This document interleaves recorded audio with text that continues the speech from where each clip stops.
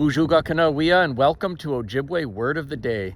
Today's word is Bemijigamaag, and Bemijigamaag is the name for the lake and the town of Bemidji, where I live, Bemijigamaag.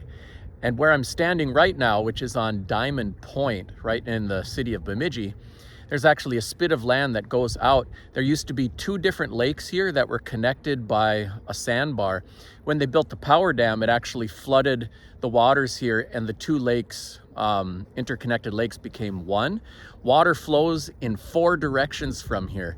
So the Big Fork watershed flows north, the Red River watershed flows west and then north, the St. Louis watershed flows east, and the Mississippi River flows in each of those directions like a big question mark, and then eventually continues on its southward trajectory. So the word Bemijigamaag literally means where the current cuts across, because the Mississippi comes in one corner of the lake and dumps out again right away on the other corner without flowing through the entire thing.